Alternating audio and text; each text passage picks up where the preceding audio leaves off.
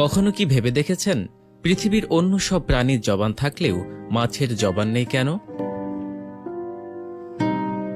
অর্থাৎ মাছেরা কথা বলতে পারে না কেন? তাছাড়া মাছ পানিতেই কেন বসবাস করে?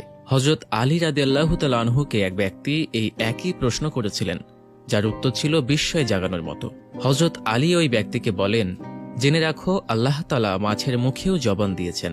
তারা কথা বলতে পারত এবং জমিনে চলাচল করতেও পারত, কিন্তু আফসোস এই মাছ নিজের উপর জুলুম করেছে, যার ফলে আল্লাহ তাআলা তার থেকে কথা বলার ক্ষমতা কেড়ে নিয়েছেন এবং তারপরে জমিনে চলাচল করার ক্ষমতাও কেড়ে নিয়েছেন। পরিপূর্ণরূপে তাদেরকে শুধুমাত্র এক জলজ প্রাণীতে পরিণত করেছেন। কৌতূহলী হয়ে সে আগন্তুক ব্যক্তি জিজ্ঞেস করলেন, মাছেরা নিজেদের উপর কিভাবে জুলুম করেছে? হযরত আলী রাদিয়াল্লাহু তাআলা আনহু উত্তর দিলেন, যখন আল্লাহ তাআলা হযরত আদম আলাইহিস সালামকে সৃষ্টি করার পর সমস্ত ফেরেশতাদের নির্দেশ দিলেন যে তোমরা সকলে আদমকে সিজদা করো। সমস্ত ফেরেশতা হযরত আদম আলাইহিস সালামকে সিজদা করল, কিন্তু ইবলিস আদম আলাইহিস সালামকে সিজদা করতে অস্বীকৃতি জানালো। ইবলিস আল্লাহ তাআলার হুকুম অমান্য করে বলতে লাগলো, আপনি আমাকে আগুন দিয়ে তৈরি করেছেন আর আদমকে সামান্য মাটি থেকে, যার ফলে আল্লাহ তাআলা ইবলিস শয়তানকে জান্নাত থেকে বের করে দিলেন। ইবলিস শয়তান জান্নাত থেকে বিতাড়িত হয়ে অভিশপ্ত এবং কুৎসিত রূপে দুনিয়ার জমিনে এসে পড়ল এবং চিৎকার করে জমিনের সমস্ত মাখলুকদেরকে বলতে লাগলো, সাবধান, মানুষ এসে পৃথিবীর বুকে জুলুম অত্যাচার করে বেড়াবে। সে সময় মাছেরা পানিতে চলাচল করতে পারত এবং জমিনেও চলাচল করতে পারত। তারা উভচর প্রাণী ছিল।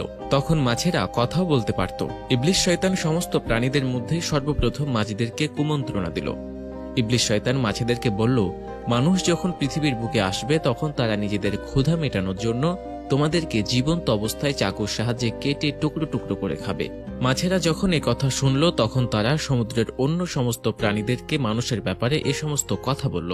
মানুষের বিরুদ্ধে সবাইকে একত্রিত করতে লাগলো, যার ফলে আল্লাহ তাআলা মাছদেরকে কথা বলার ক্ষমতা কেড়ে নেন এবং মাছেরা জবানহারা হয়ে গেল। পাশাপাশি আল্লাহ তাআলা মাছেদের ব্যাপারে এ বিধান জারি করেন যে কোনো মানুষ মাছেদেরকে জবাই করতে হবে না, তাদেরকে জীবিত অবস্থায় কিংবা মৃত অবস্থায় কাটা যাবে। অন্য সকল প্রাণীকে আল্লাহর নাম নিয়ে জবাই করার যে বিধান প্রযোজ্য সেটা মাছেদের ক্ষেত্রে প্রযোজ্য হবে না। মাছেদের উদ্দেশ্যে বলা হলো, তোমাদেরকে যখন পানি থেকে ওঠানো হবে তোমরা নিজেরাই ছটফট করতে করতে মারা যাবে। এর ফলে যখনই মাছকে পানি থেকে বের করা হয় মাছেরা ছটফট করতে থাকে এবং মাছের দেহের সমস্ত রক্ত এসে তার গলার মধ্যে থাকা একটা বিশেষ গ্রন্থিতে জমা হয়ে যায় এবং মাছের শরীরের মাংস রক্ত থেকে পবিত্র হয়ে যায়। এই জন্য মাছ কোনো প্রকার নিয়ম কানুন পালন না করে জবাই করলেও প্রত্যেক আদম সন্তানের জন্য মৃত এবং জীবিত উভয় অবস্থায় হালাল। সুবহানাল্লাহ।